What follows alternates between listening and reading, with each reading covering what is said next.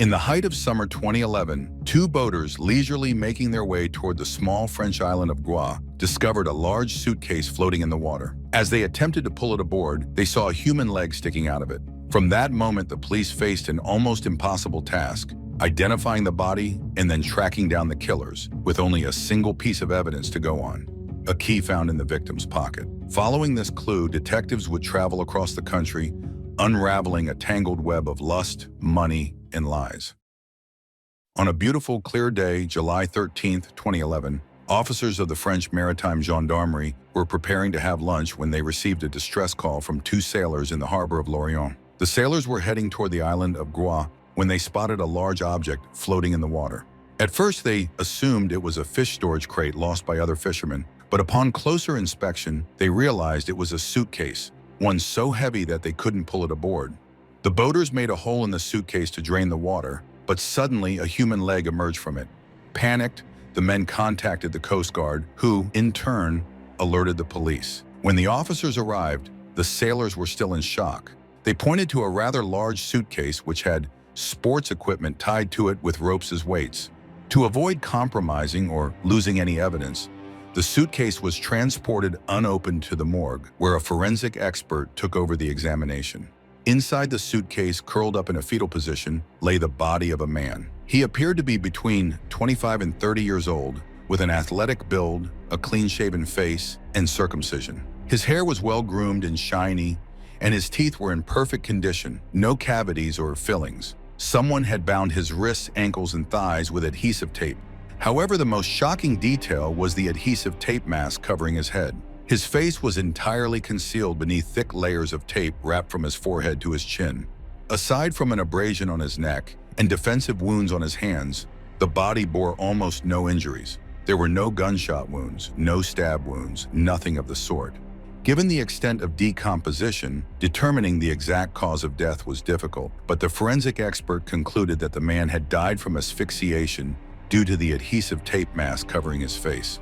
The examination also led the forensic expert to believe that multiple perpetrators were involved. The victim was dressed in a black jacket, a red tank top with a torn collar, and jeans with a Dolce & Gabbana belt. He had no shoes or socks.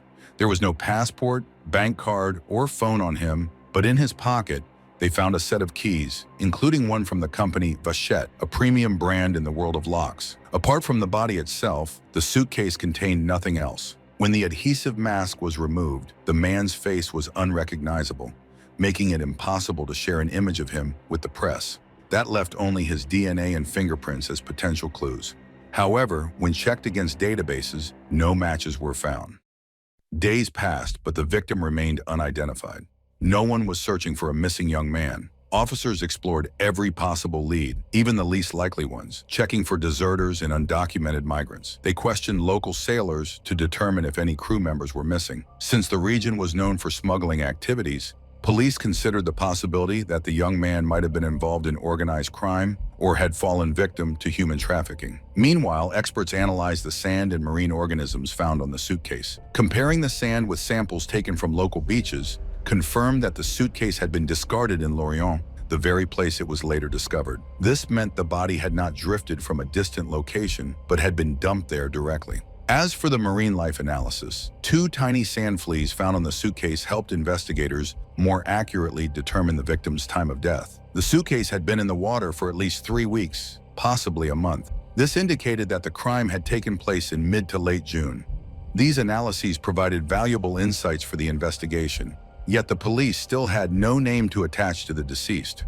Naturally, persistence in the case came at a financial cost, and detectives knew they would soon have to halt their search. After all, how could they find the killer without even knowing the victim's identity?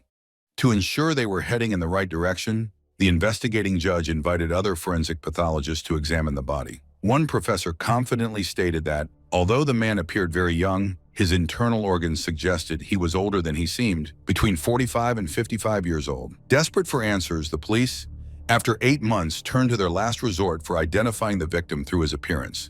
They decided to undertake the long and complex process of facial reconstruction. Specialists recreated the man's face based on what remained of his head and the structure of his skull. The resulting image suggested that the deceased could have been Turkish or Kurdish, ethnic communities commonly found in Western France. Armed with this composite sketch, officers began visiting cafes, kebab shops, restaurants, sports facilities, and landlords renting out rooms, hoping someone would recognize him. It was all in vain. Their only remaining hope lay with the press.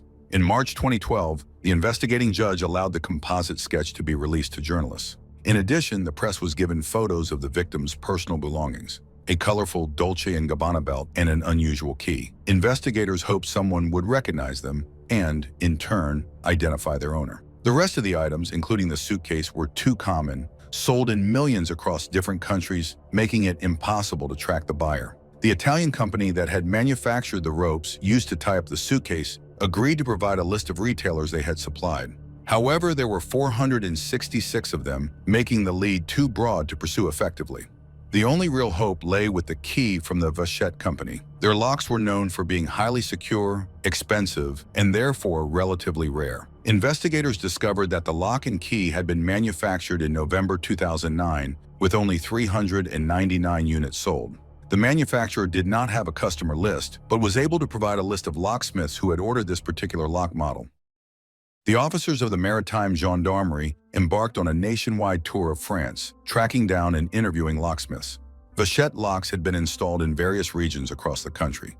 Sometimes they managed to locate just one such lock per week. Progress was slow, but persistence paid off. After 16 months of searching, on November 21, 2012, investigators visited a locksmith in a Paris suburb.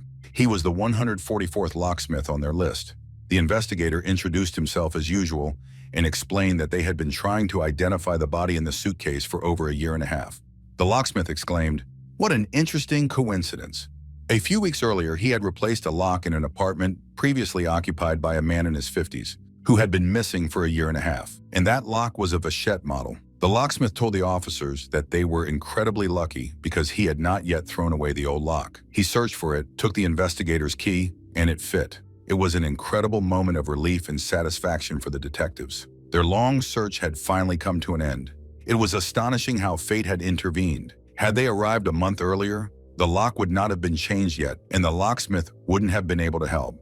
If they had arrived a month later, the lock would likely have been discarded and the lead lost forever. In the apartment where the locksmith had replaced the lock lived 56-year-old Farid Ouzan. The inspection of the apartment didn't take long. A reinforced sturdy door led to a tiny studio on the 4th floor. However, the furniture inside did not match the high price of the Vachette lock, which could cost up to 2,500 euros. The apartment was barely furnished, and the belongings were inexpensive. The overall impression was strange. The place was clearly in use, yet there were no personal items. No photographs, no letters, nothing that revealed anything about the occupant. The police spoke with the building's concierge, who provided some intriguing details. First, she knew Farid under the name Mikkel. In her opinion, he didn't work, as she often saw him at the cafe on the corner, leisurely sipping coffee and eating croissants. She also found it odd that he had installed such a reinforced door with a high-security lock. As for visitors, the concierge recalled a beautiful young woman frequently visiting the 4th-floor studio. According to her, the woman dressed rather immodestly, and she had a distinctive tattoo of a wave positioned very low on her back. When asked why the apartment owner had waited a year and a half after the tenant's disappearance to change the lock, the concierge explained that rent payments had continued arriving for all 18 months. No one suspected that the tenant was missing. He had always notified them whenever he traveled. However, after the landlord was unable to reach him for several months, his phone was constantly turned off. They decided to break the door open. The concierge had made one mistake. Investigators learned that Farid actually had a job. He worked as a cleaner at a massage parlor in Pigalle, one of Paris's districts, but had quit 3 months after the body was found in the suitcase. Given that experts had compared DNA samples and were certain that the body found in the suitcase was indeed that of Farid Ouzan, it was curious how he had been able to quit his job months after his death and continue paying his bills. After observing the massage parlor, detectives quickly realized that the massage therapists working there were far less interested in their client's lumbar vertebrae than one would expect. In other words, it was a brothel, and Farid was not just a cleaner. He was the owner of the establishment and a pimp. Another pleasant surprise for the investigators came when, during their surveillance of the parlor, they noticed a woman with a wave tattoo on her back. It was the same woman who had frequently visited Farid at his apartment. But before speaking with her, the investigators turned to the police in Pigalle for more information, and they immediately became interested in Mikkel. They asked about him and explained that he had been an informant for the police. This is why his information was not in any databases. Typically, informants are coerced into working with the authorities. People are arrested, released, and then forced to cooperate. But Farid's case was different. He had voluntarily come to the station and offered to provide information about other massage parlors in exchange for protection, and he was good at it. Farid had tipped off the police about a massage parlor frequented by famous football players and had also passed along information about a very important figure in the business. The investigators immediately suspected that Farid's murder might have been an act of revenge, as the killers might have found out that he was behind the arrests. However, the colleagues from the Pigalle police were confident that it was impossible for Farid's status as an informant to have leaked. Additionally, if criminals had dealt with him, they would have either left his body at the parlor as a warning to other informants or hidden it in a way that it would never be found. But they would not have traveled 500 kilometers from Paris to Lorient with his body only to dump it in the water in a suitcase. So what was known about the victim's life? He wasn't a janitor, but the owner of a massage parlor and a pimp. He had secured police protection by becoming an informant. He was a manipulator, a cruel person who would stop at nothing to get what he wanted. In France, he lived extremely modestly, but in Morocco, he led a lavish lifestyle. He owned a beautiful apartment in Agadir, expensive watches, cars, and had accounts in Morocco and Luxembourg. He kept nearly 4 million euros abroad. The woman with the tattoo, named Layla, was his assistant and manager of the parlor. After the man's disappearance, Layla continued to manage the salon, and substantial amounts of money continued to flow into the accounts. Additionally, it was she who paid for Farid's apartment, maintaining the illusion of his life. She never reported his disappearance. Could she have gotten rid of him to keep all the profits for herself? And did another worker at the salon know about this? In June 2011, another girl started working at the salon, who, by a strange coincidence, quit at the end of the summer, right after the body was discovered in the suitcase. Interestingly, her nickname was Bretonka, because she came from the western region of France, Brittany, which was exactly where the suitcase was found. Investigators felt they were finally onto something. They discovered that Bretonka's real name was Elodie. After quitting the salon, she had been working as a waitress in a bar. The investigating judge set up surveillance on Layla and Elodie. They were followed for 6 months, during which the detectives formed an impression that Layla was a very pleasant woman with many friends and close relationships with her sisters. On the other hand, Elodie had completely changed her lifestyle and never spoke of her past. She frequently called her father, and from their conversations, the police learned that she was planning to apply to the police academy. Layla had grown up in the suburbs of Paris. Her father was from Morocco, and she was raised in a large Muslim family. She was quite headstrong, bold, and outspoken, but never had serious issues with the police. She dreamed of leaving her small town at any cost, and at the age of 18, she moved to Paris. Layla trained to become a hairdresser, but when she saw an advertisement looking for a cosmetologist, she applied. This led her to work at Farid's massage salon. She decided to give it a try and soon became deeply involved. Their relationship evolved from professional to personal. In 2003, Farid entrusted Layla with managing the salon, as he spent more time in Agadir than in Paris. She demonstrated a rare talent for business, and the salon thrived under her leadership. In 2008, Layla was unable to work due to back pain, and Farid decided to hire another employee. This is how the 21-year-old Elodie came to work at the massage salon. She was a very beautiful girl. In school, she had been passionate about theater and dreamed of performing on the stages of Paris. However, after moving to the city and working several low-paying jobs, she realized how expensive it was to rent in the capital. The final blow came from a brief, passionate relationship with a famous musician, followed by their breakup. Elodie was unemployed and accumulating debt when she came across the advertisement for the massage salon. She agreed to work there, hoping it would help her get her life back on track. Layla didn't want to hire her, not because she didn't like Elodie, but because she thought that the young woman from Brittany, only 3 years younger than her, wouldn't be able to survive in her world. Elodie was very fragile, sensitive, and tender by nature, but Farid insisted, and eventually Layla hired the girl. Elodie was enchanted by Layla, her inner strength, intellect, and appearance. Feeling lonely, Elodie gravitated toward her, and Layla took her under her wing, introducing her to her circle of friends. The two girls bonded closely, spending a lot of time together. However, unexpectedly in 2013, after 2 years, they severed all contact. Surveillance and phone tapping didn't yield anything significant.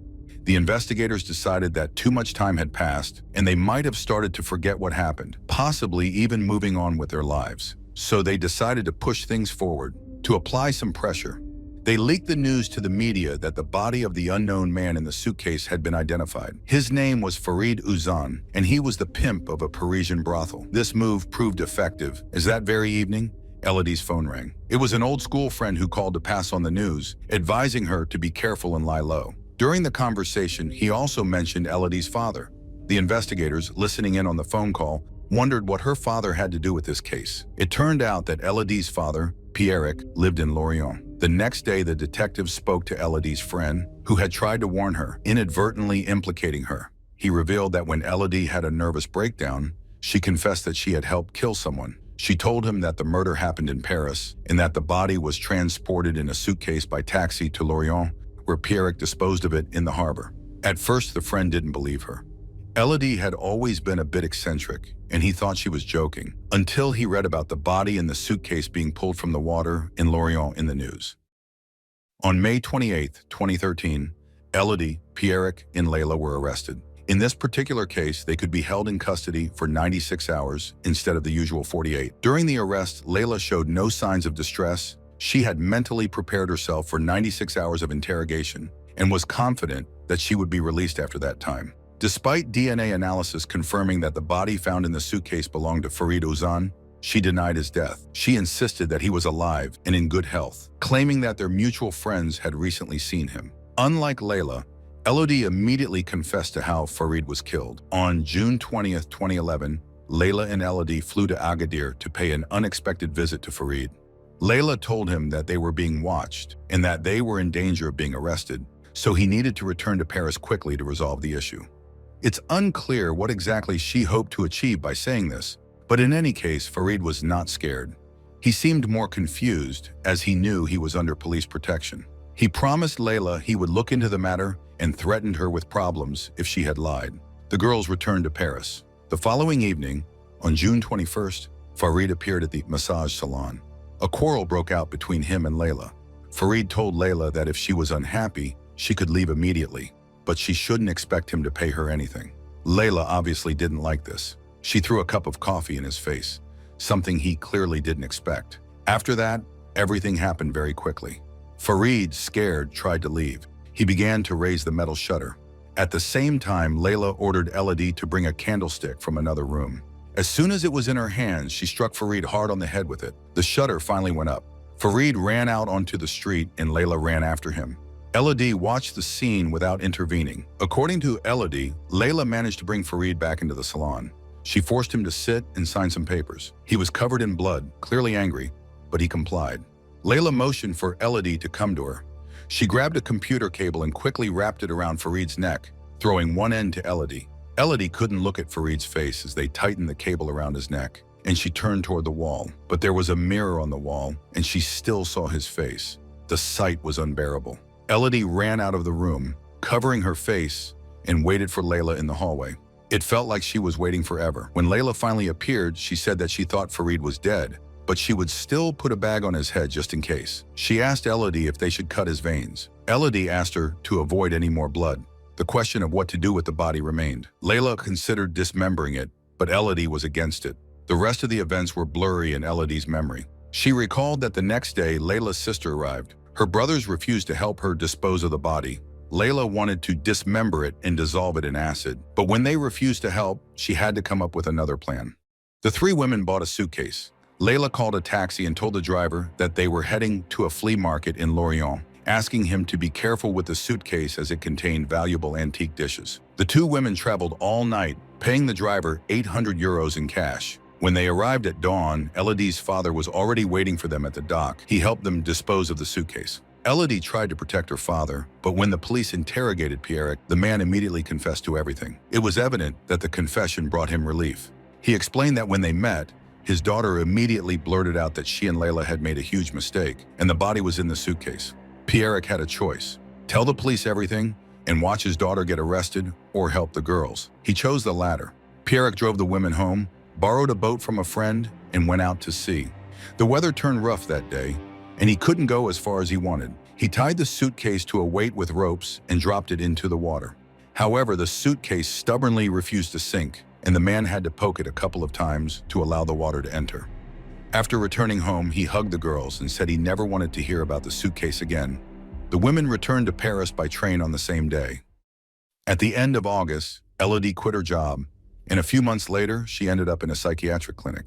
She couldn't come to terms with the fact that she had helped take someone's life, and it deeply affected her fragile psyche. Despite Elodie's and her father's confessions, there were still gaps in the story. Layla refused to help fill them in. She stood her ground and refused to acknowledge anything. She had answers to all the questions from the investigating judge, but her responses were evasive, and there was no certainty that she was telling the truth. The attempt to reconstruct the crime also did not help clarify the details of the crime, as Layla largely refused to participate in it, and Elodie attributed her inability to answer certain questions to lapses in memory. Finally, the trial began. It was expected that if the accomplices were found guilty, the women would face 30 years in prison, and Pierrick would receive 2 years. The trial proceeded in a rather unusual manner.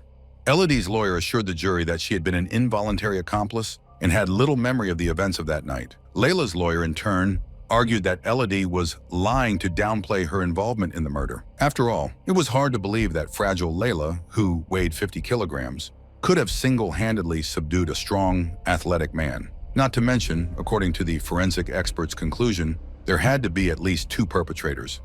In the end, both Elodie's and Layla's lawyers tried to present Farid as the real criminal. Elodie described the harsh working conditions. She practically lived in the massage parlor, working 7 days a week from 11 a.m. to 11 p.m., even when she was tired or sick. There were times when she had to see 15, 20 clients a day. The establishment had no shower, and she had to wash herself in a basin. Farid never thought about the hygiene or health of the girls. For this grueling work, Elodie received 3,000 euros a month, while the monthly turnover of the salon was at least 90,000 euros. What shocked everyone present at the trial was the prosecutor's demand for an unusually lenient punishment. After the defendants were found guilty, Layla was sentenced to 12 years in prison, Elodie to 6 years, and her father received a 1-year suspended sentence. Hearing the verdict for the first time during the entire trial, Layla let her emotions go and began to cry. She had always maintained her innocence. She filed an appeal, but the appellate court upheld the sentence. Both Layla and Elodie had long been released from prison and had completely turned their lives around, getting an education and starting fresh.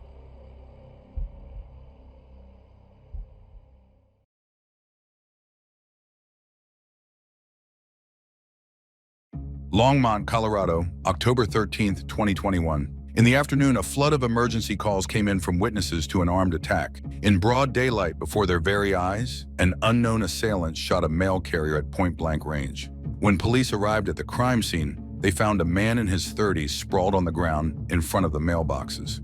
He was still alive, but losing blood rapidly. Officers immediately began administering first aid while waiting for paramedics to arrive. However, despite their desperate efforts to save his life, he succumbed to his injuries within minutes. The victim's colleagues and the post office supervisor rushed to the scene, only to be devastated when they recognized the deceased as their close friend and beloved coworker, 33-year-old Jason Schaefer. While forensic experts examined the crime scene, detectives spoke with witnesses who had been collecting their mail that day. One woman recalled seeing the postal van pull up as Jason began sorting the mail. She took her letters and was heading back home when she suddenly heard 5 gunshots. Looking back, she saw a man in a hoodie and a blue face mask running away.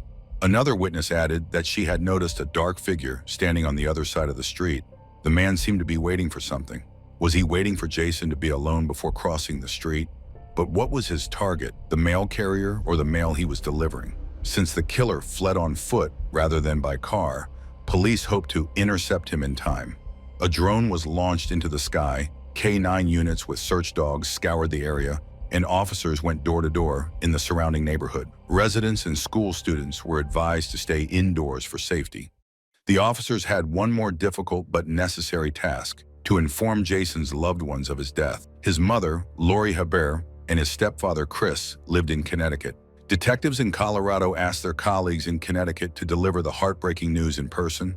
When Lori managed to calm down after hearing about her son's murder, she was able to answer the police's questions. She explained that Jason was born on July 1st, 1988. She had divorced Jason's father a year or 2 after his birth. However, when Jason was 3 years old, Lori, who worked at the post office, fell in love with her colleague Chris. Chris deeply cared for Jason, and the two became best friends. The family was incredibly happy, filled with love, and had no major conflicts or arguments. Jason was 26 years old when he moved to Colorado and followed in the footsteps of his mother and stepfather. He got a job at the post office where he met Devin Schreiner. The young couple started dating, and Jason introduced Devin to his parents, who liked her. She was a simple, pleasant girl. Not long after, Devin told Jason that they were expecting a child. Jason, who had always dreamed of having a family, was overjoyed. His parents were also happy for them. In 2015, Jason became the father of a wonderful baby boy. His son gave him a new sense of purpose, and he absolutely adored him. However, after a few years, Jason and Devin broke up. Despite their separation, Jason remained actively involved in his son's life. The young parents agreed to share custody equally, with their son spending half the week with his father and the other half with his mother. Meanwhile, the police were examining the crime scene. Nothing was stolen from Jason's van or personal belongings, meaning this was not a robbery. This narrowed down the circle of suspects. It suggested that the killer was someone Jason knew. The brutality of the attack further supported this theory. Jason had been shot 5 times at extremely close range, almost point blank. The gunpowder marks on his forehead indicated just how close the shooter had been. This was a crime fueled by rage. The killer wanted Jason to see them before they pulled the trigger. The police obtained surveillance footage from cameras near the crime scene, including a doorbell camera that had captured almost the entire attack. The footage showed the killer crossing the street with purpose, approaching Jason directly, firing 5 shots, and then fleeing. Although the camera was too far away to capture specific details of the shooter's appearance, it did provide the direction in which they had escaped. Thanks to another neighbor's security camera further down the street, officers got a clearer look at the suspect's clothing. Baggy, dark-colored attire. The killer had taken every possible measure to conceal their identity. Since the footage confirmed that Jason was the intended target, detectives decided to speak with his family again. Jason's mother, Lori, provided more details about her son's personal life, particularly the reason for his breakup with Devin. After their child was born, it became clear that their values and priorities didn't align. Devin didn't want to work. She believed that becoming a mother meant she shouldn't have to. However, the young family had bills to pay, and as financial stress mounted, their relationship deteriorated, ultimately leading to their separation. Despite the custody agreement, Jason remained deeply involved in his son's life. However, Devin frequently made things difficult for him. Frustrated, Jason decided to take legal action. He consulted an attorney to request a new custody arrangement that would allow him to spend more time with his son. Critically, Jason had met with the lawyer on October 11, just 2 days before his murder. Now, the police needed to determine whether Devin was aware of this and how she had reacted, especially since Devin had another reason to be angry with Jason besides the custody battle. Jason's mother and stepfather revealed that they last saw him 3 weeks ago when he came to visit. They hadn't seen him this happy in a long time. Jason and his girlfriend Rosa had just moved into a bigger apartment and were making it their cozy new home. But there was one problem. Rosa was Devin's younger sister. Jason's mother had told him outright that this wouldn't end well. However, Jason was completely in love with Rosa and refused to listen, even though he knew it would only worsen his already tense relationship with Devin. He had made his choice. His relationship with Rosa was more important to him. His parents, despite their concerns, didn't argue with him and simply felt happy for him. But now the investigators believed it was crucial to hear what Rosa had to say.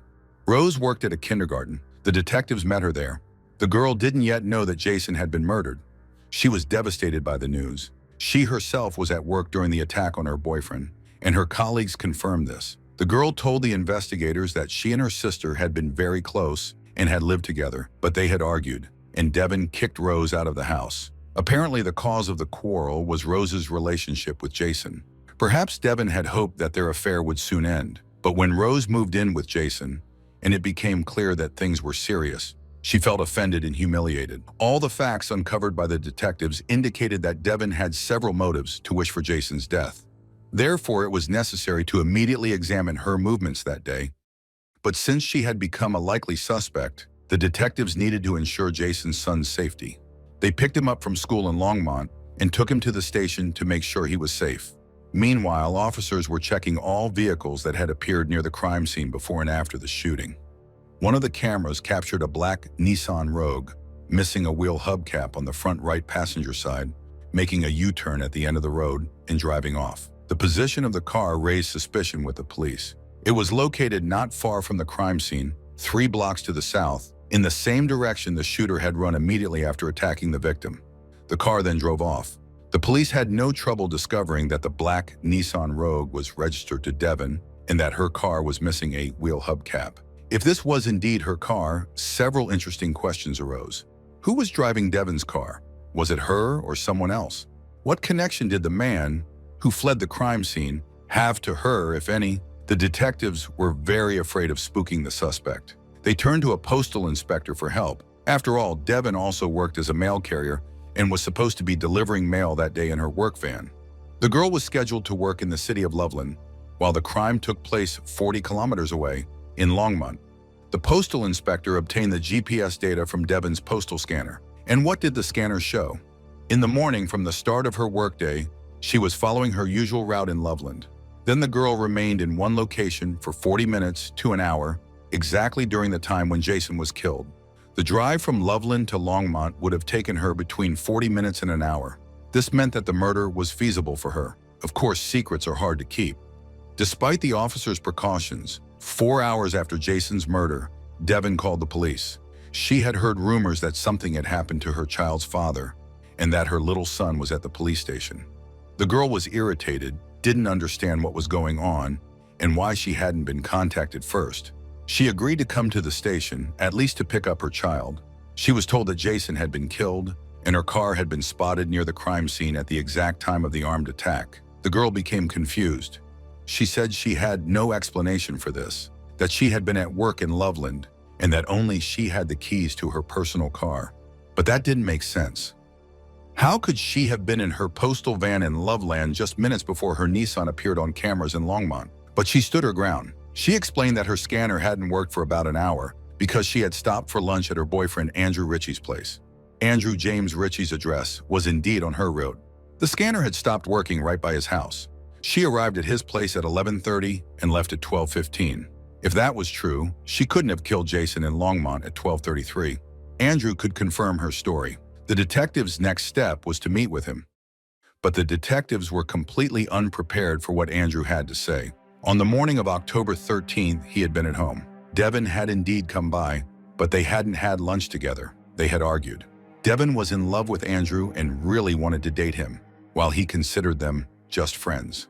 The man added that the last time he had seen Devon, she was sitting in her work van, crying after their argument. It was around 12:15, so she couldn't have been the shooter.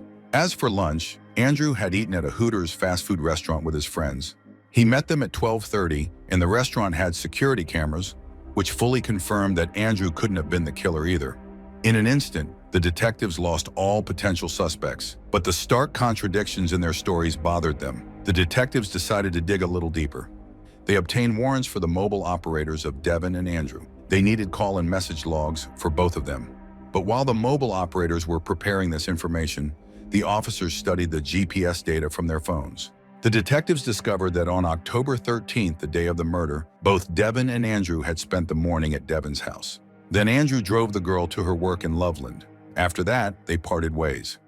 Devon had apparently switched to her work van and spent the rest of the morning delivering mail, as she had told the police. However, Andrew's movements stunned the detectives. They had the GPS data from the victim's postal scanner, and they compared it with Andrew's phone data. The tracking of the two men was chilling. Andrew had been tailing Jason all morning, following him relentlessly for hours. But at noon, Andrew suddenly abandoned his pursuit of the victim, left Longmont, and headed straight to a fast food restaurant in Loveland, where he met up with his friends. But the police needed irrefutable evidence, and for now they could only prove that Jason's phone, not him, had been following the victim that morning. They still didn't understand why they hadn't seen his black Chevrolet Silverado on any of the surveillance footage. However, a black SUV with a clear green-blue logo from the car-sharing company Way to Go had been tailing Jason's van all morning. And in the federal prison where Andrew worked as a guard, the detectives were tipped off that the staff there used cars from that very company. The investigators would have liked to see a printout of all Andrew's calls, but the mobile operator still needed a bit more time to process the data. To avoid alerting the suspect, The detectives asked Andrew for permission to check his phone, and, surprisingly, he agreed. Apparently, he had forgotten about a photo that had been sent to him via messenger. On October 11th, 2 days before the crime, Andrew had taken a screenshot to save the image. The photo showed a person taking a selfie in a bathroom, wearing clothes similar to those worn by the killer. Just a few minutes later, Andrew received another photo and took another screenshot. This second photo showed the same bathroom, another selfie, but this time it was unmistakably Devin. To eliminate any doubts, the investigators conducted a reconstruction of the crime. They asked a female officer, the same height as Devin, to run across the street towards the postal van. When she caught up to the van, it became clear that Devin had been at the crime scene. The fact that the screenshot was from October 11th indicated that Devin and Andrew had decided to get rid of Jason, not because he wanted to spend more time with his son. While Jason had only contacted a lawyer on October 11th, his accomplices were already actively preparing for the attack. Finally, the investigators received the call and message logs from the accomplices, which revealed that Andrew was in love with Devin, obsessed with her, and willing to do anything for her. Devin, in turn, was angry with Jason because of his affair with her younger sister. She complained to her friends that now it seemed like they had their own family, her ex-boyfriend, her younger sister, and her child. Devin's narcissistic nature was wounded, and she couldn't forgive such an insult, and her boyfriend was willing to commit murder just to please her. This led to the idea of killing both Jason and Rose several months ago. A month before the attack on Jason, Andrew had begun studying postal scanners to understand how they worked and to make the necessary adjustments to their murder plan. Therefore, Devin left the scanner and her phone near Andrew's house to create an alibi. But why, in that case, did Andrew take his own phone with him? Did he think that suspicion would never fall on him? The accomplices made several mistakes, but it was clear that they had carefully and methodically planned Jason's. The police had enough evidence to talk to Andrew again. They informed him that they had location data from his phone and showed him the photos of Devin that he had so carelessly saved. Upon hearing this, the man leaned back in his chair, sighed, and said he would tell everything. He admitted that he knew about Devin's plan to kill Jason, but claimed he had tried to talk her out of it. He insisted that he had been following Jason that morning because he thought that if he saw Devin's car, he could stop her. Of course, no one believed him. The accomplices were charged with first-degree murder. The trial of Devin began in February 2023. The prosecution didn't have the murder weapon. It had never been found, but they knew all the details, including the fact that the murder plan had been in the works since at least July. Devin saw murder as the solution to all of her problems with Jason. On that morning, Andrew dropped her off at her workplace in Loveland, and then he drove to Longmont, where he spent the entire morning tailing Jason. Throughout this time, the accomplices were constantly communicating by phone. Andrew was likely informing Devin of Jason's movements. In other words, Andrew was laying the groundwork for the murder that Devin would carry out. At a certain point, Devin, in her work van, drove to Andrew's house. She ended the call, left her phone and postal scanner there, and switched vehicles to her Nissan. She then drove to Longmont. Meanwhile, Andrew went in the opposite direction, heading to a restaurant to meet friends. Devin parked in Longmont, walked 3 blocks north, where she knew she would find Jason calmly going about his work. She waited across the street for a few minutes until Jason was alone, then ran up to him, caught him off guard, and shot him 5 times at close range. She wanted him to see who pulled the trigger, to know whose hand it was that ended his life. Then, without paying attention to the witnesses, Devin ran back to her car, drove back to Loveland, and continued working. The trial of Devin Schreiner lasted 5 days, but it took the jury only 8 hours to find her guilty of first-degree murder. She would spend the rest of her life in prison with no possibility of parole. 6 months later, the trial of Andrew Ritchie took place. The verdict was the same. Devin had been driven by wounded pride and a rage that clouded her judgment and prevented her from evaluating her actions clearly. It's striking how much effort she put into killing the father of her child, yet she never considered the consequences for her son. She deprived him of a father who adored him and a mother who would never have a chance of freedom again.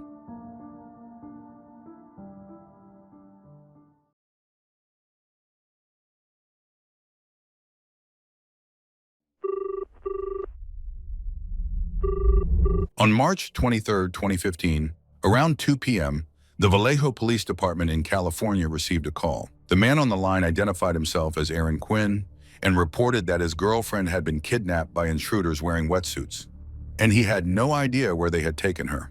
Aaron explained that he had also been in the house at the time of the abduction, but was unable to call 911 right away because the intruders had drugged him, blindfolded him, and warned him not to contact the police. Here is what Aaron Quinn told investigators. Around 3 a.m., he and his girlfriend Denise Huskins were awakened by a voice saying, "Wake up, this is a robbery." The intruders immediately told them they didn't want to hurt them and were only after money. They ordered Denise to tie Aaron's hands and feet. Then they told her to get into the bedroom closet, face down, and not to look at them. Denise tried not to argue, not wanting to give them a reason to kill her, but she managed to see the legs of several intruders. They tied up Denise and left the two of them lying in the closet. But before that, they placed swimming goggles on their eyes, goggles with lenses covered in black tape. They also put headphones over their ears and gave them instructions through pre-recorded messages. Importantly, they addressed Aaron by name, meaning they knew both of their names and the layout of the house. This was a well-organized and carefully planned crime. The criminals said they would give them sleeping pills, and if they refused to take them, they would be injected. They then demanded all of their financial information, warning that if either of them lied, the other would be shocked or have their face slashed. Denise and Aaron complied and answered all of their questions.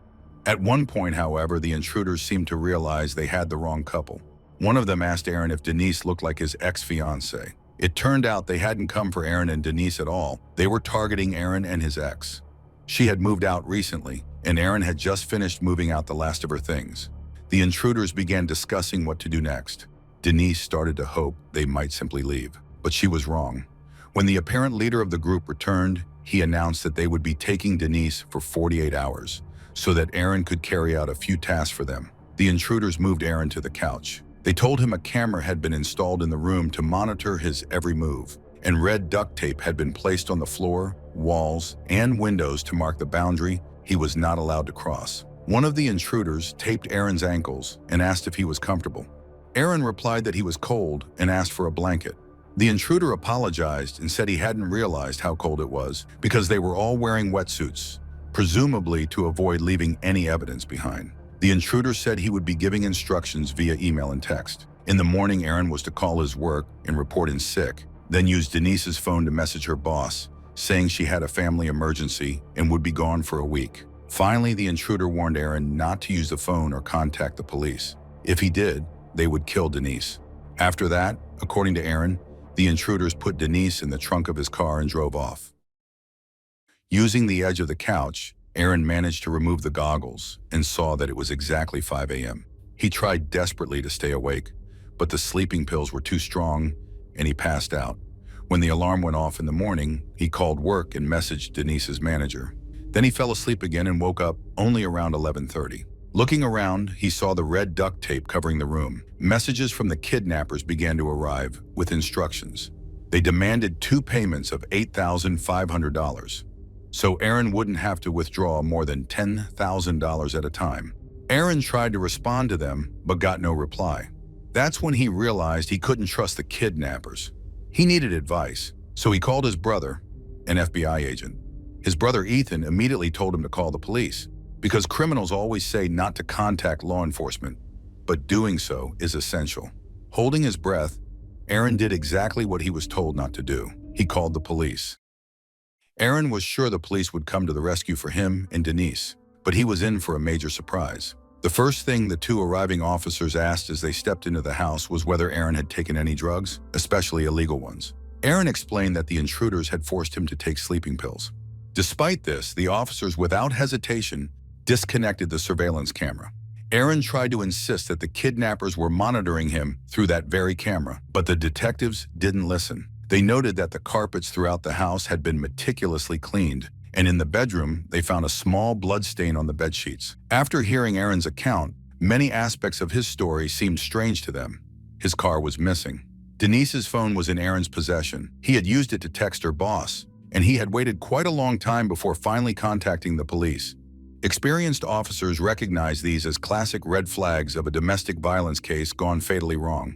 They took Aaron to the station for questioning. His DNA was collected, and his clothes were taken for forensic analysis. When Aaron repeated his story to Detective Matt Mustard about intruders in diving suits, goggles covered in black duct tape, headphones playing pre-recorded instructions, and everything else, Detective Mustard couldn't help but suspect he was fabricating a wild, Far-fetched tale. After all, where in real life would you hear something like this? Detective Mustard began questioning Aaron about his relationship with Denise. Aaron explained that he had purchased a house in Mare Island in 2012 and was very proud of such a major purchase. He dreamed of living there for the rest of his life, getting married and raising children.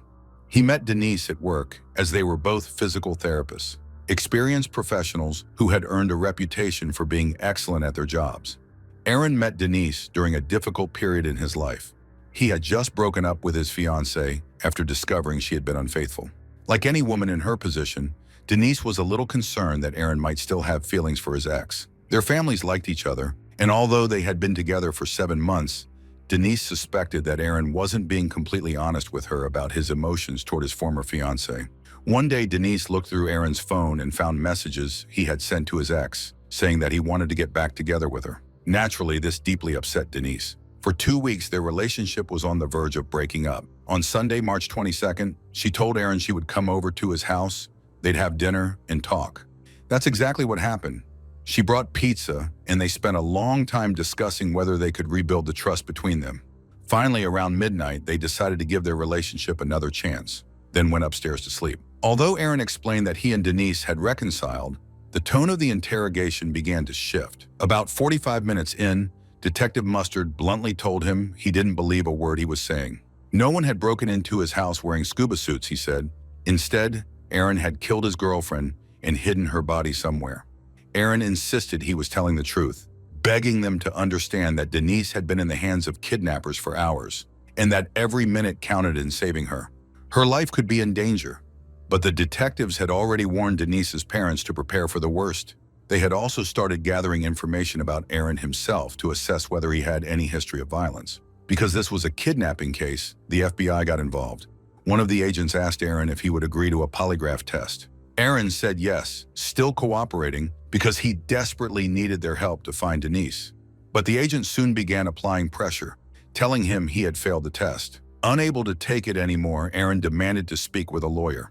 After that, the FBI tried another angle. They persuaded Aaron's brother Ethan to talk to him, hoping he might coax a confession out of him. But Aaron simply repeated, word for word, the same story he had told the police. Ethan then contacted a lawyer. The lawyer demanded that Aaron be released if no charges were being filed against him. The lawyer had already begun preparing her client for the likelihood that he would be charged with Denise's murder, when suddenly there was proof that the young woman was still alive. At 12:30 p.m. on March 24th, something incredible happened. The San Francisco Chronicle received a message from the kidnappers. My name is Denise Huskins, and I'm kidnapped. Earlier today, there was a plane crash in the Alps. It was Denise's voice, and it was clear that she was still alive, because she referenced an event that had happened that very day. The police immediately wanted to speak with Aaron. When he arrived at the station, they asked if he wanted to respond to the message. Aaron reached for his phone, which had been in police possession this entire time, and noticed it was in airplane mode. That meant it couldn't receive messages or calls. The moment he switched it off, the phone was flooded with dozens of texts. It was hard to believe. The police had put Aaron's phone on airplane mode, even though it was the only line of communication with the kidnappers. If Denise really was being held captive, the very people who were supposed to protect her had effectively cut off the only lifeline. Things became even clearer when Detective Mustard spoke with Denise's relatives. But instead of asking questions aimed at understanding what had happened, his inquiries suggested he believed the whole kidnapping was a hoax. At one point, he asked Denise's mother if anything traumatic had ever happened to her daughter. The woman admitted that, as a teenager, Denise had been molested by an older man during a camping trip. But instead of responding with empathy, Mustard allegedly implied that victims of abuse sometimes seek to relive their trauma or crave attention, though he later denied ever making such a statement. In other words, even after receiving proof that Denise was alive, the police didn't reconsider the possibility that the story might be true. Instead, they doubled down on their theory that the whole thing was an elaborate fake. On Wednesday, March 25th in Huntington Beach, a woman calmly approached a gardener and asked to use his phone. That woman was Denise Huskins. But what was she doing in the city where her parents lived? Where had she been for the past 48 hours? And why did she seem so composed? The police, of course, wanted to speak with her. They were probably expecting to see a distraught kidnapping victim, but instead they saw a calm young woman in sunglasses carrying her bags. She repeated the same story Aaron had told them. She had been drugged and taken from the house. Had she been assaulted? No. Had the kidnappers abused her in any way? Also no. Denise admitted she had been terrified, but claimed the kidnappers had treated her with care. She asked to speak to her parents, but the police kept questioning her. And the questions they asked weren't the kind you'd ask a victim, but a suspect. At one point, her cousin Nick, a lawyer, walked in and took control of the situation. Detective Mustard had allegedly told him that immunity would be offered to whoever confessed first. Denise denied any wrongdoing. It was clear she needed legal protection. The FBI wanted to interrogate her and offered a private jet. But her lawyer, Douglas Rappaport, demanded that she take a commercial flight and come to him immediately. Even before the police had all the facts, the Vallejo Police Department held a massive press conference. In it, they practically accused Denise of staging her own kidnapping and wasting the department's time and resources. It was clear the police had made up their minds. Denise and Aaron were suspects. They accused her of avoiding FBI cooperation, of not boarding their plane, and of disappearing. The highlight of the conference was a statement from a police lieutenant demanding that Denise apologize to the public. The media erupted with the story, painting Denise as a real-life version of the Gone Girl character. A woman who stages her own kidnapping to punish her cheating partner while reveling in the media frenzy. Meanwhile, Denise was on her way to meet her lawyer. When she arrived, she was informed of the shocking press conference. Attorney Douglas Rappaport went over her story again and again. She told him that after she was placed in the trunk, the kidnappers drove her to a house and laid her on the cold concrete floor of a garage, covering her with a blanket. For the first time since her release, she began to feel safe enough to share everything. She confessed that she had initially withheld 2 key details from police. One of the kidnappers had served in the Navy. He had assaulted her. On the first day of her captivity, one of the men told her there was a problem. She wasn't their intended target. That meant they had no leverage to ensure her silence. So one of them would need to sexually assault her on camera to keep her from going to the police. If she did, they would release the footage. Denise admitted the man seemed reluctant, but went through with it. The next day, they told her the footage wasn't convincing enough. This time, she would have to act like she consented to make it more believable. After 2 days, the kidnapper said he was keeping his word. She would be released after 48 hours. In the middle of the night, he put her back in a car. But instead of returning her to Vallejo, where there was now heavy police activity, he dropped her off in Huntington Beach, near where her family lived. He tied a blindfold over her eyes, told her to count to 10 and said, "I admire your strength. I wish we'd met under different circumstances." When she opened her eyes, she was standing alone on a street. Her bags were beside her. Still under the influence of the drugs they had given her, she walked to the corner and suddenly realized this was her childhood neighborhood. She was only minutes from her parents' house. She walked there, hoping for safety and a comforting embrace, but no one was home. Her parents were in Vallejo. She spotted a gardener tending the neighbor's yard and asked to make a call. She left her father a message, then asked the neighbors if she could use their bathroom. When she came back outside, the police were already there. Douglas Rappaport immediately called the Vallejo police and requested a medical examination for Denise. At first, the police ignored the request. Then they told the lawyer to have his client sleep in her clothes and not shower, and that they'd speak to her in the morning. Rappaport explained to Denise that she didn't have to speak with police, but if she didn't, they might never catch her kidnapper. She agreed to cooperate, but the response was hostility and skepticism. Her lawyer was even told outright that she had staged the kidnapping herself. On Thursday, March 26th, the San Francisco Chronicle received another email containing a wealth of details about the kidnapping. The author wrote that it wasn't a staged event and that neither Denise nor Aaron were lying. The case was becoming increasingly surreal. The kidnappers were offended that the police and FBI didn't believe Denise and Aaron, and they were eager for recognition of their crime. They even included a photo of the room where they had kept Denise. The kidnappers wrote that, in addition to the kidnapping, they had committed several other crimes on Mare Island. They also admitted that they had started as car thieves, but made little money, so they turned to kidnappings for ransom. They referred to themselves as gentlemen thieves. The email arrived at the same time the police were questioning Denise, so one might have thought that this information would serve as her justification, compelling the police and agents to reconsider their stance. But no. Weeks passed, and there were no breakthroughs in the case, probably because the police were convinced there was nothing to investigate. In their opinion, the criminals were Denise and Aaron. The young couple was on the verge of being arrested at any moment. They lost their prestigious jobs, and people hated them, sending them terribly offensive messages. But soon a breakthrough in the case occurred, one that could change everything. On June 5, 2015, nearly 2 months after the described events, the Dublin police received a report of a home invasion. In the middle of the night, the couple was awakened by the bright light of a flashlight shining in their faces. In general, it started out like the attack in Vallejo, but this time things quickly went awry. When the intruder tried to tie up the wife, the man jumped over the bed and tackled the stranger. The woman ran to the bathroom and dialed 911. The intruder managed to fend off the homeowner and escape, but during the struggle, he dropped his phone. The phone led the Dublin police to Matthew Moeller. Matthew had served in the Navy and left with honors. The phone led them to Matthew Moeller. He had served in the Navy and left with honors, graduated from college summa cum laude, and went on to study law at Harvard. He got married, and a bright future lay ahead of him. But in 2008, he was diagnosed with bipolar disorder, and by 2015, his life had completely spiraled. He lost his job, his wife, and now lived in a remote family cabin. On June 8th, the Dublin police arrived at Matthew's cabin with a search warrant. Among them was Misty Caruso, who had only a few days left before officially becoming a detective. But when her boss asked if she would go on the search for the new case, she agreed. Matthew's cabin was filthy. When he was arrested, he didn't resist at all. During the search, Misty immediately had a strange feeling about the place. There were ski masks, stun guns, phones, laptops, and Matthew was driving a stolen Mustang, where they found duct tape, zip ties, a gun with a laser attached by duct tape, and diving goggles with taped-over lenses.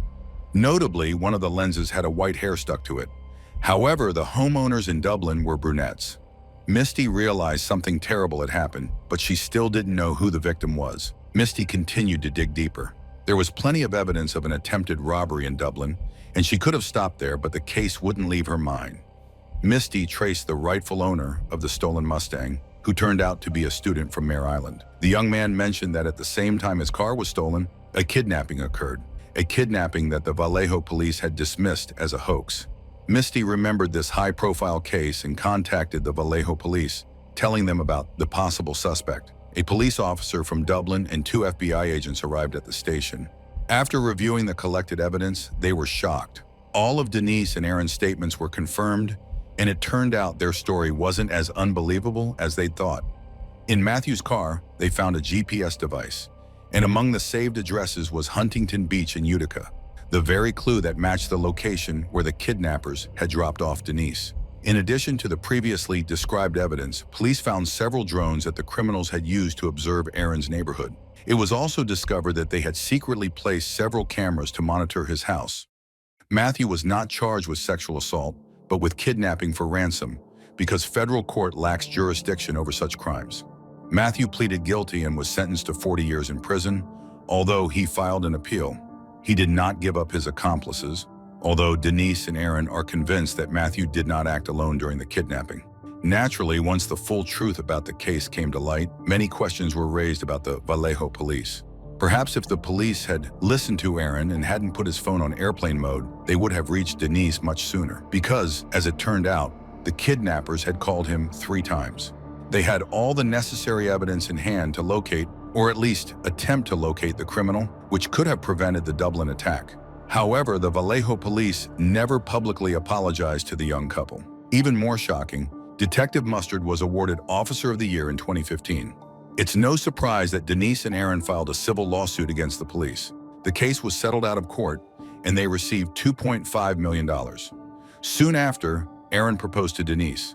The couple held a beautiful wedding ceremony, attended by their 2 lawyers in Misty Caruso, the woman who found the criminal and helped restore Denise's good name. Not long after, the couple became parents. When asked whether they will tell their daughter what happened, Denise says yes. No matter how difficult their story was, it is a love story, one that led to the birth of their daughter.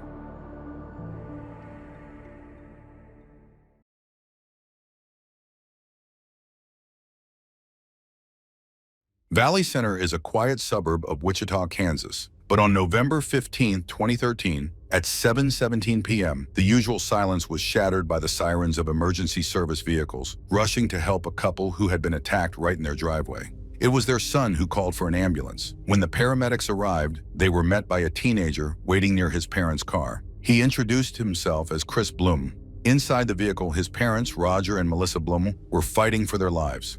Both had been shot in the head. Melissa was hit behind her right ear and Roger below his right eye.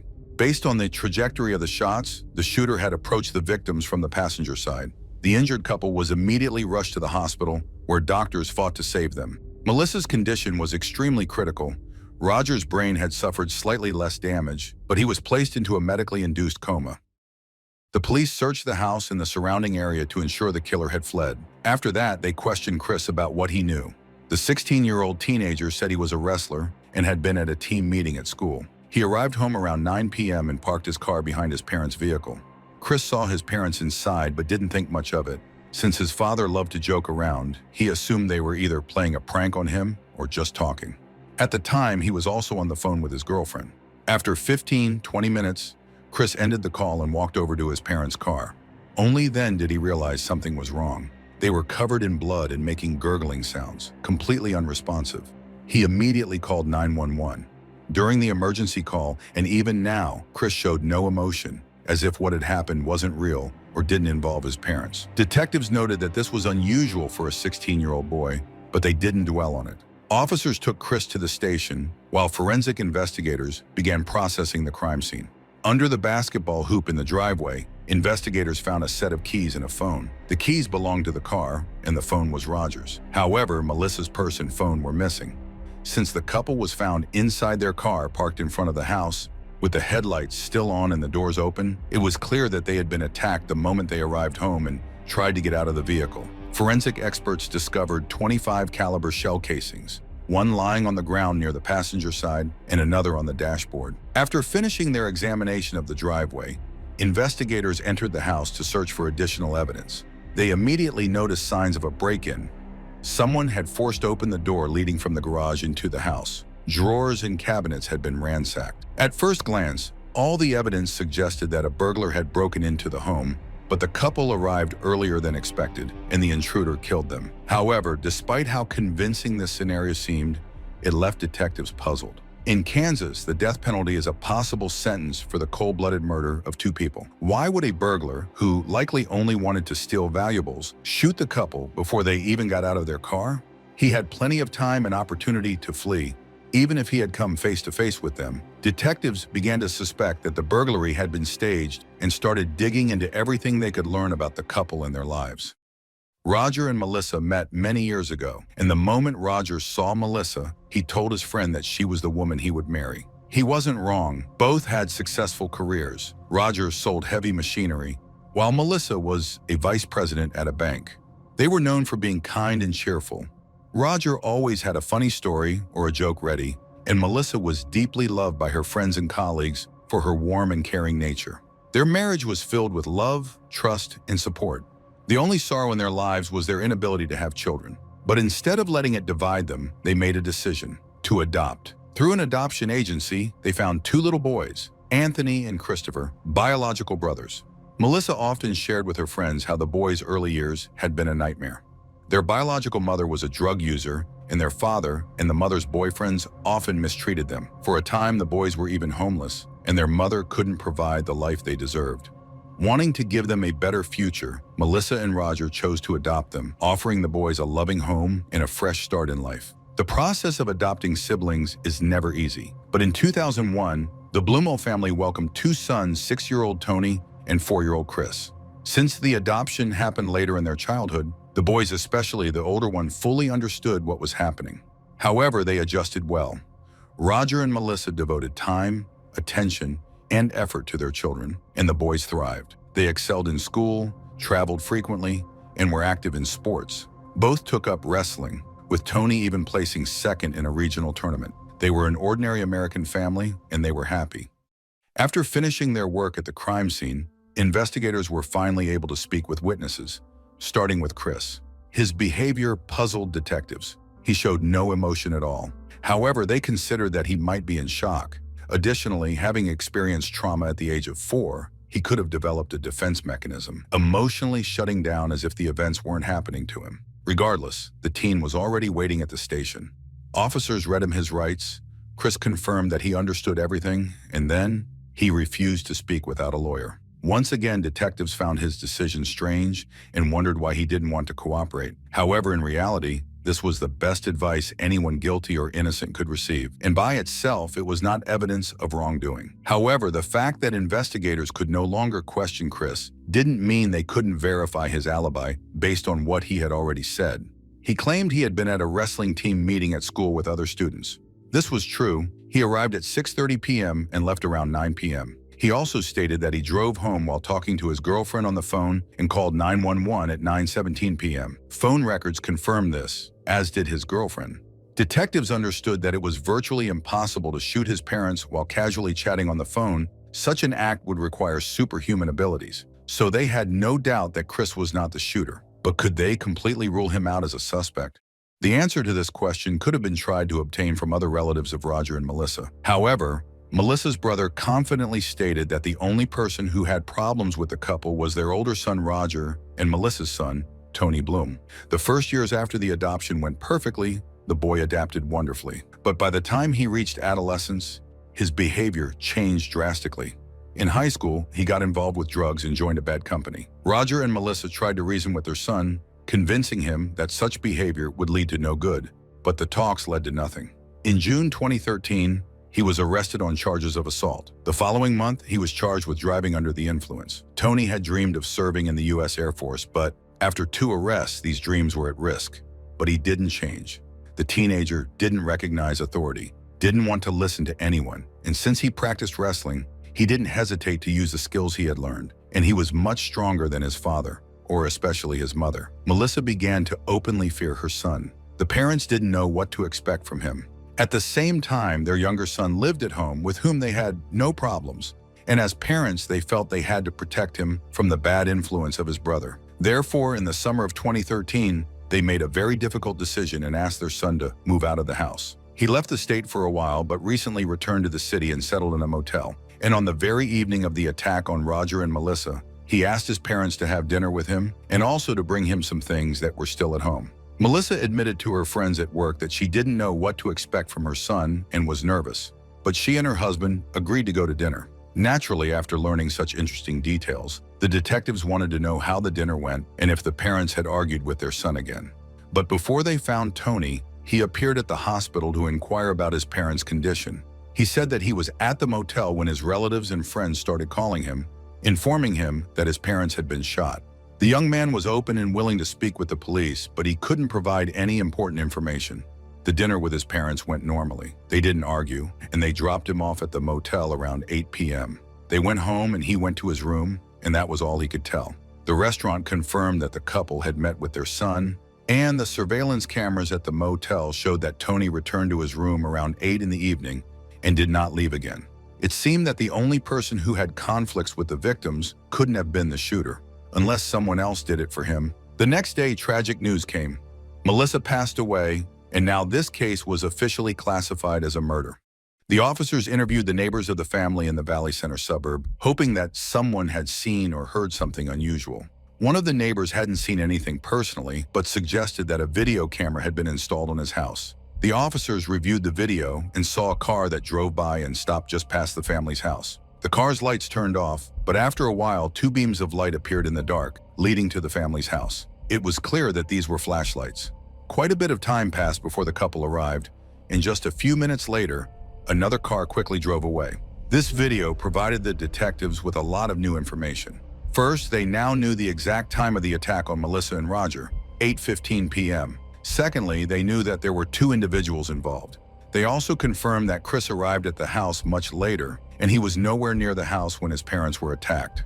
Now the detectives could answer the questions that had been before them. This couldn't have been a random robbery. Someone was specifically targeting the husband and wife. Whoever the killer was, those 2 had arrived long before the couple, and they had enough time for the robbery.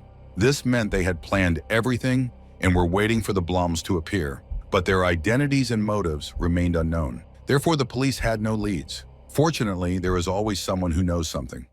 A young man approached the police, claiming that he might have information about the murder. He only identified himself as Dalton. Dalton shared that despite his youth, he had already broken the law by dealing weapons and had even served time in prison. He had no intention of going back there.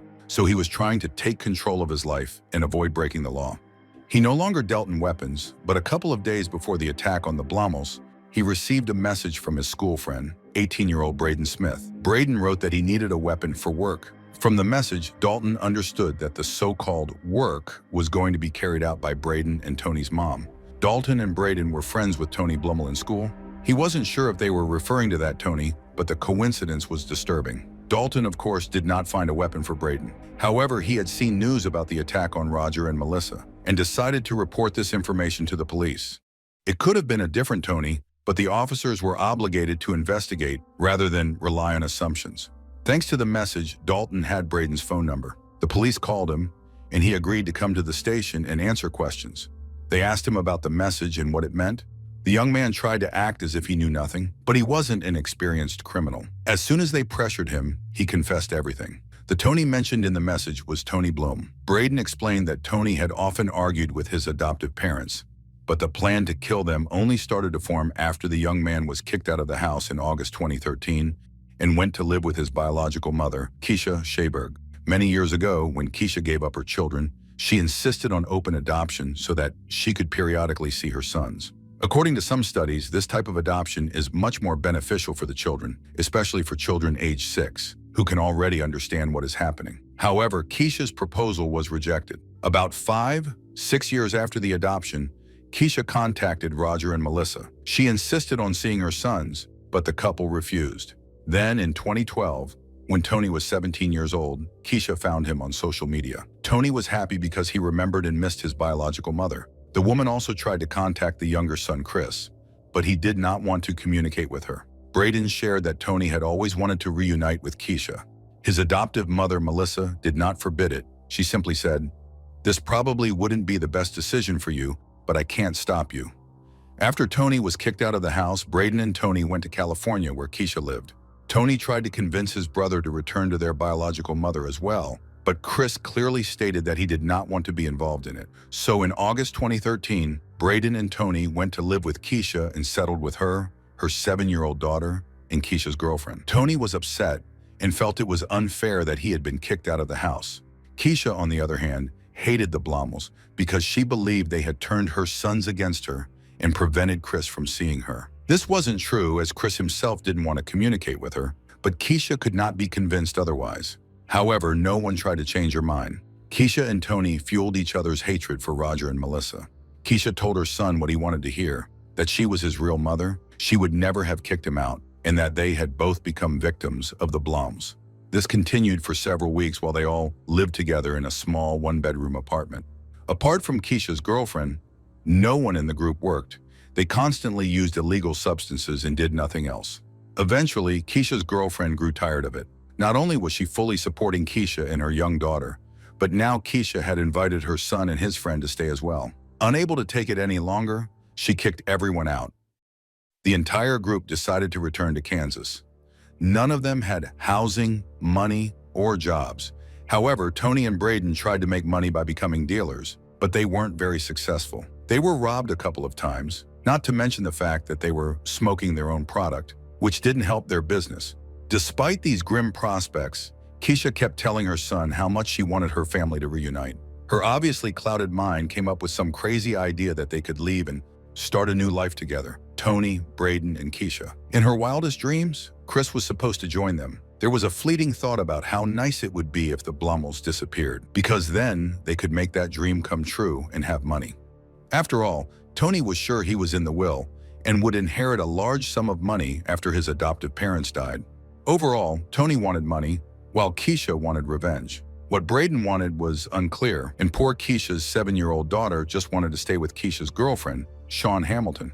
But Tony convinced Keisha to bring the child along, telling her that he knew what it was like to live without a mother.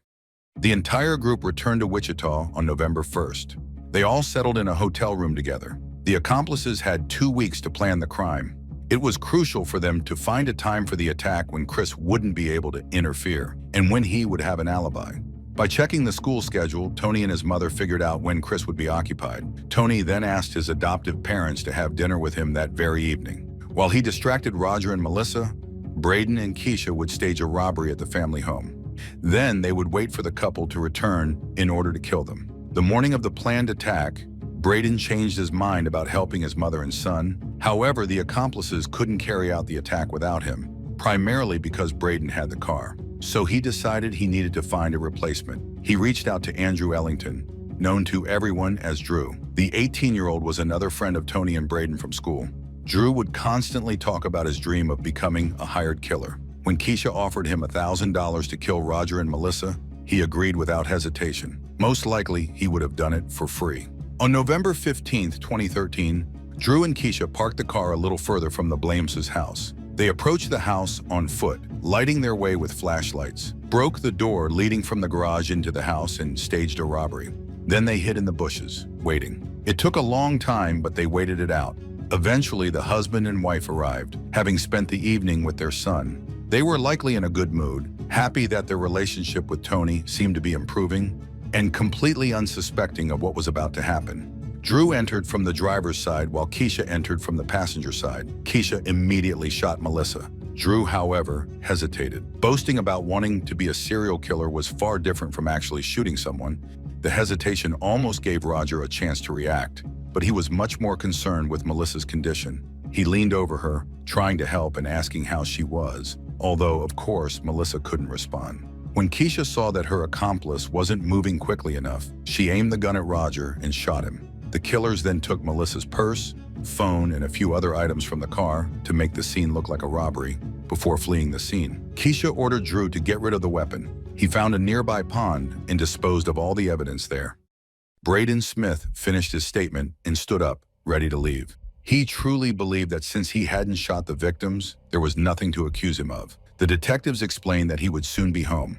The police arrested him and the other accomplices. All four were charged with first-degree murder and attempted murder, as well as robbery with aggravating circumstances and theft. Drew didn't hide anything and showed them where he had thrown Melissa's purse and the weapon. Divers recovered the items from the pond. With the confessions and evidence in hand, the police turned their attention to Tony. Tony broke down in tears, but his sorrow wasn't for his adoptive parents. He felt sorry for Keisha. He continued to harbor anger toward Roger and Melissa and idealized his biological mother. As the teenagers were confessing one by one, communicating with Keisha turned out to be not so easy. She acted aggressively towards the police and denied everything. The police decided to use Tony as leverage against her. Mother and son were brought into the same interrogation room. Tony started crying. He admitted that he had confessed. His mother simply looked at him with a confused expression. It was as if she was rejecting him again. And this had a strong impact on Tony. He cried, asked for her forgiveness, begged her to say that she still loved him, and lamented that he would never be able to hug his mother again. In December 2013, 5 weeks after the attack, Roger passed away, following his beloved wife. Now the accomplices were facing the death penalty. Keisha continued to insist on her innocence, but was clearly scared of the execution. She made a peculiar deal. She did not admit her guilt, but acknowledged that she could be punished for the crime. She and her son Tony would spend the rest of their lives in prison. Braden pleaded guilty to second-degree murder and was sentenced to 24.5 years in prison. Drew was sentenced to life imprisonment with the possibility of parole after 25 years. It's hard to understand how Keisha could reconcile her desire to reunite with her children while persuading her biological son to commit murder, risking leaving her 7-year-old daughter without a mother and a brother in case of arrest. And that's exactly what happened. This was yet another victim of this inhuman and senseless crime. If Keisha truly wanted to be a mother, she had a daughter who needed her. After the mother's arrest, the girl was taken into foster care. Keisha's girlfriend, Sean Hamilton, promised to fight for the child to have her custody. As for Chris, he was horrified by the murder of his parents and severed all ties with his brother and biological mother. Tony tried to contact him, but Chris sent a message through the detective saying that he did not want to know them. He stated that Tony was no longer his brother. Chris grew up to be a wonderful person. He has a family and children. Roger and Melissa would have certainly loved to be grandparents and spoil their grandchildren. Their son is living the life his parents had always hoped to give him.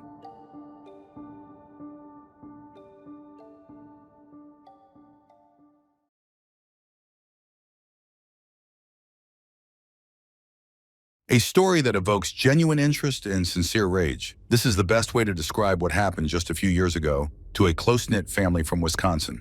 Todd and Barbara Kenhammer had been married for 25 years. They lived in perfect harmony, always doing everything together. having breakfast, commuting to work, having dinner, going for walks, and even sharing their favorite hobby, home remodeling.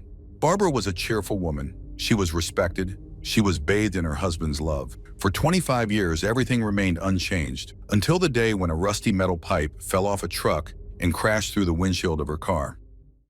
On the morning of Friday, September 16, 2016, at 8:06 a.m., a call came into emergency services from a man in a hysterical state. The man screamed that a metal pipe had flown through the windshield of his car and hit his wife.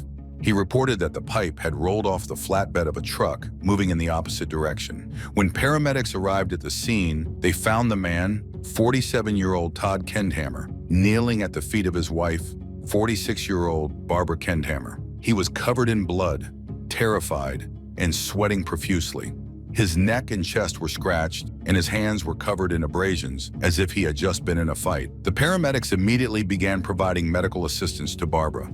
When police officers arrived shortly after, Todd frantically explained that he and his wife had left their home in West Salem around 7:45 a.m. and were headed to Homan. Todd planned to pick up a pickup truck from his colleague, Justin Heim, who had hired him to replace a windshield, while Barbara would then take their Toyota Camry to work. The couple was driving, chatting, drinking water, when suddenly a metal pipe nearly 1.5 meters long fell from a truck's flatbed, bounced off the road, and crashed through the passenger side windshield, striking Barbara on the back of her head near her neck as she ducked. However, Todd later corrected himself, saying that the pipe had not bounced off the road before breaking through the windshield. Todd described the truck as a 2000s model with a dark-colored flatbed, possibly blue, green, or black. He did not see the driver clearly and could not even determine their gender, let alone any other identifying details. After the pipe crashed into the car, Todd drove another 100 meters in the same direction, trying to pull out the nearly 5-kilogram galvanized steel pipe. He then turned east onto Burgum Coulee Road and drove another 100 meters before losing control and skidding into a ditch. Todd said that he had accidentally put the car in reverse instead of stopping, which caused it to end up in the ditch. Once the car finally stopped, Todd jumped out, pulled the pipe out, and threw it into the grass. Then he dragged Barbara out, who was already unconscious and not breathing. For the next 3 minutes, he tried to provide first aid to revive her, but after realizing his efforts were in vain, he dialed 911.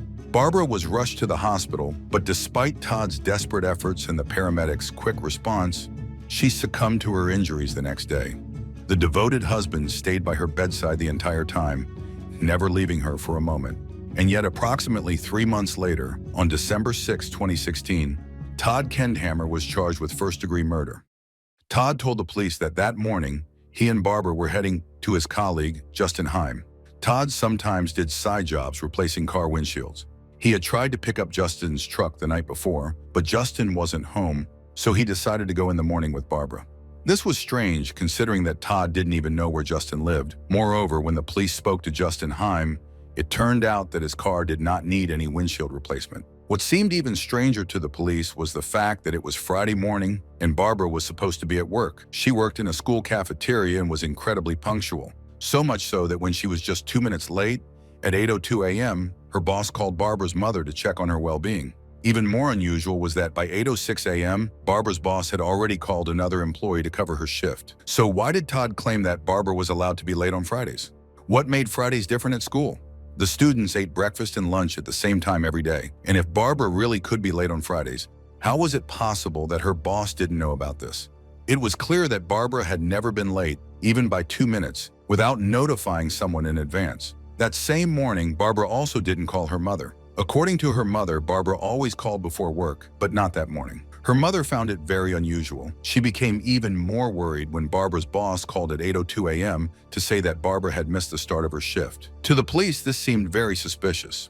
Two people who knew Barbara well and spoke to her every day had both independently become concerned when she suddenly didn't contact them. Meanwhile, Todd's version of events suggested that they had been driving around aimlessly, looking for a truck he didn't even know the address for, while Barbara was running late for work and apparently wasn't planning to notify anyone. Then, a witness appeared in the case. A passing driver reported that he had seen the Kendhammer's car in the ditch at around 7:45 a.m. and slowed down to 8 kilometers per h to check if anyone needed help. The witness claimed to have seen the passenger side door open, but did not notice Todd or Barbara at the scene. Moreover, he did not see any damage to the windshield. It is well known that witness testimonies are often inaccurate and full of assumptions. Perhaps at that moment, Todd was performing first aid on his wife, and the witness simply did not see them. Maybe the angle of the windshield or the sunlight reflecting off the car prevented him from noticing the cracks. Or maybe he just didn't see them because he wasn't looking for them. There could have been a completely innocent explanation for the witness's statement, but there were other details that the police didn't like about this case, and they kept piling up like a snowball. The surveillance camera footage from Wild Winds Ranch in Wisconsin recorded 4 vehicles passing along the road where the incident occurred between 7:20 a.m. and 8:30 a.m. Not a single one of them matched Todd's description of a flatbed truck. Although investigators saw several pickup trucks, mostly with covered beds, the Kendhammer's Camry was also visible in the footage, confirming that they were in the area at that time. This may mean nothing since the incident happened in an instant, and Todd may not have accurately remembered what the other vehicle actually looked like. Perhaps it was a pickup truck with an open bed. However, the police conducted a series of tests to recreate the incident, and not once were they able to hit the windshield with a heavy metal pipe, even when throwing it from a passing truck.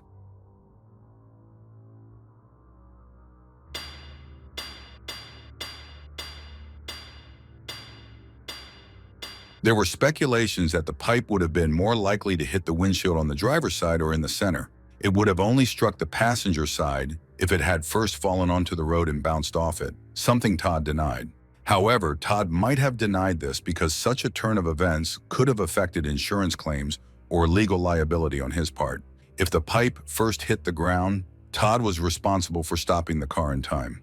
But if the pipe remained airborne throughout the incident, the truck driver would have been at fault. Todd stated that the pipe flew straight at him and his wife after rolling off the truck.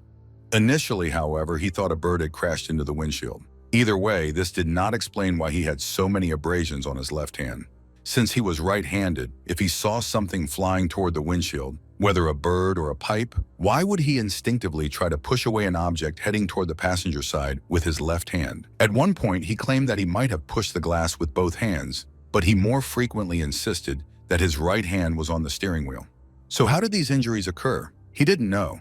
Most of his answers were along the lines of, "I don't know," or "I don't remember." Forensic experts, in turn, were very puzzled by the pattern created by the shattered windshield glass inside the car, particularly how some fragments ended up in the gear shift area. Experts suggested that this could have only happened if the car was parked when the windshield shattered. If the windshield had been damaged while the car was moving, Todd would have brushed away the shards while trying to pull over. Apparently, they did not consider the possibility that the glass could have ended up there when Todd was pulling Barbara out of the car. It was also strange that glass fragments were found on the passenger seat, but not on the passenger door or on Barbara herself. Detectives believed that the only way this could have happened was if Barbara had not been sitting in her seat at the time of the incident, and if the passenger door had been open when the glass broke. Of course, the shards could have been transferred to the seat when Todd pulled Barbara out of the car. If Todd had run around the vehicle and opened the door before removing the pipe, that could explain why there were no shards on the door. Even if the door had been closed, the shards might not have landed there. But why didn't Todd even try to provide an explanation? Even more astonishing was the fact that forensic experts found blood where it shouldn't have been and didn't find it where it should have been. The pipe that supposedly struck Barbara had none of her DNA on it. However, Barbara's blood was found on the rear wheel of the car, and a bloody fingerprint was left on the left side of the rearview mirror. Once again, Todd was unable to offer any explanation. Upon examining the trunk, forensic experts discovered rust that precisely matched the material on the pipe that had struck Barbara.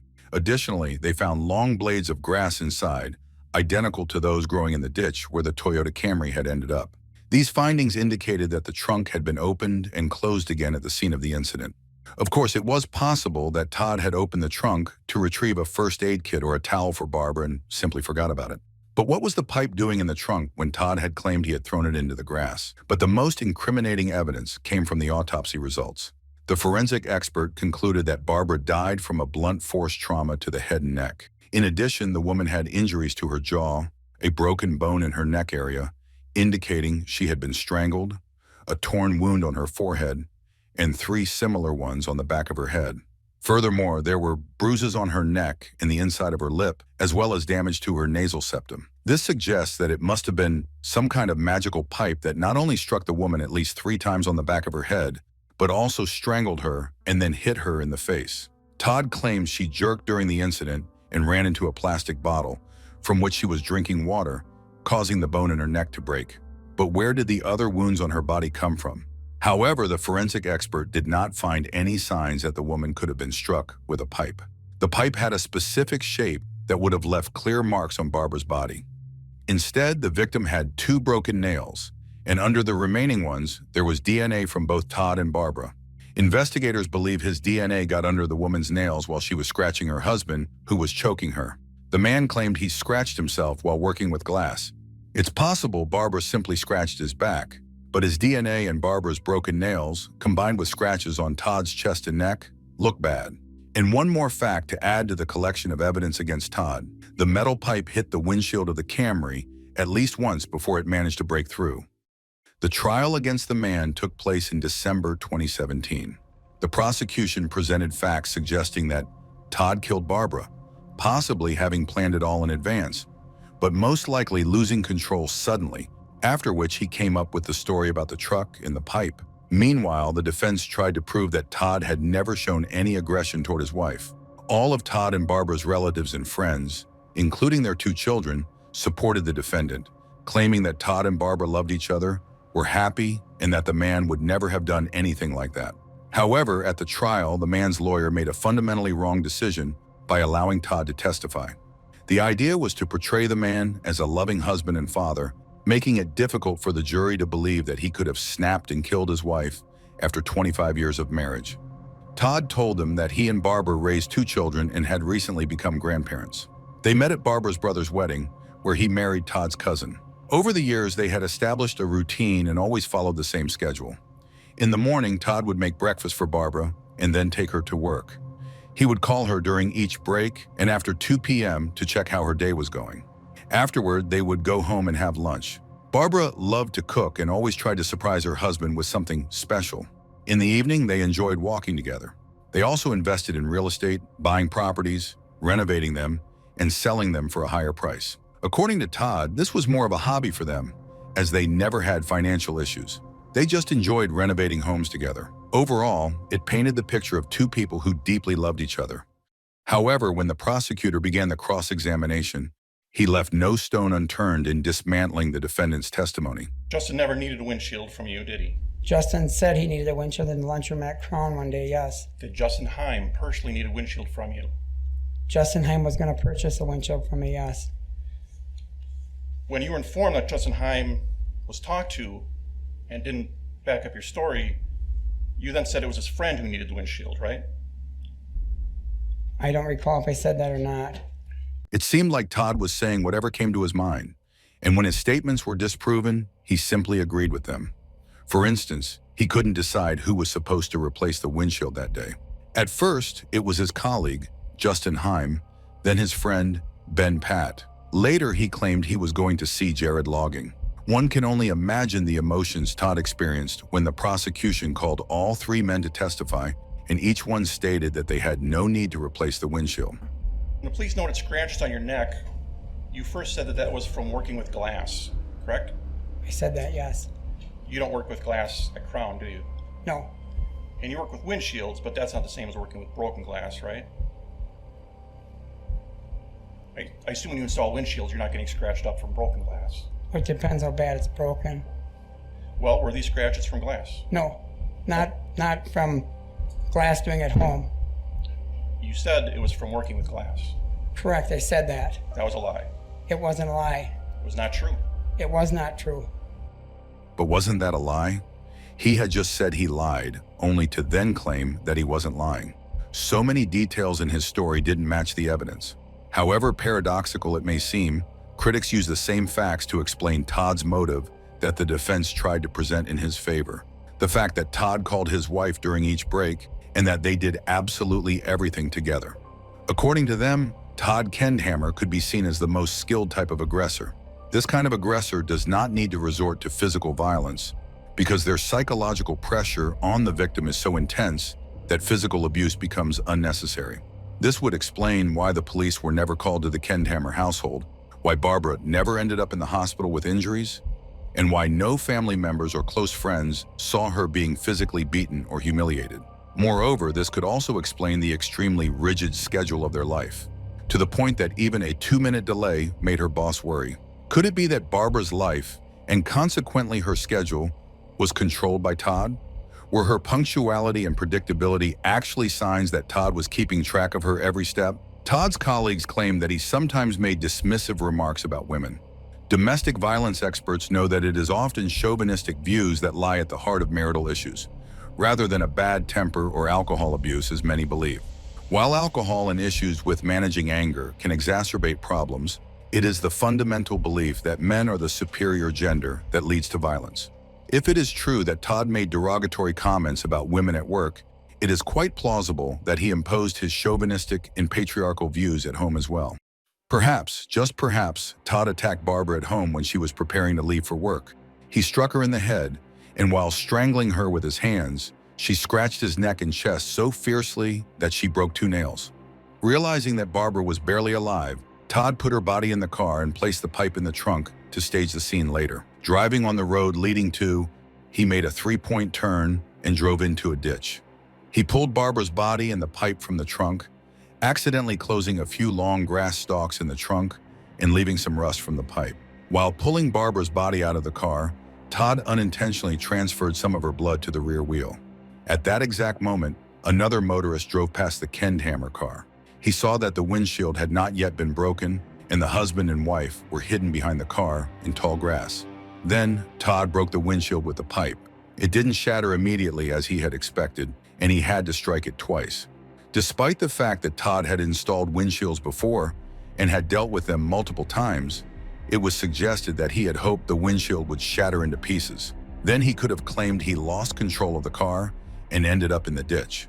When the glass didn't break, he had to improvise. Since Barbara was no longer in the car and the car was parked, the glass shards ended up in the gear shift and on the passenger seat. After that, Todd only had to call emergency services and try to convince investigators of his version of events. The jury deliberated for 9 hours before finding Todd Kendhammer guilty of first-degree murder of Barbara. The minimum sentence for such a crime in Wisconsin, as allowed by law at the time, was life imprisonment with the possibility of parole after 20 years. However, on March 9, 2018, Todd was sentenced to life in prison with the possibility of parole only after 30 years, and only if he confessed to his crime of killing his wife. When the sentence was read, Todd and Barbara's friends and family, except for one cousin of Barbara's, begged the court to impose the minimum sentence, as none of them believed Todd was guilty of killing his wife. The judge stated that no one knows what happens behind closed doors and that the man likely lost control, but Barbara and Todd's family and friends, including their adult children and Barbara's mother, who lived next door, were so sure of his innocence that they created a website in his support. In 2021, Todd's new lawyer filed a petition for a new hearing, citing 4 reasons, including the ineffectiveness of his predecessor.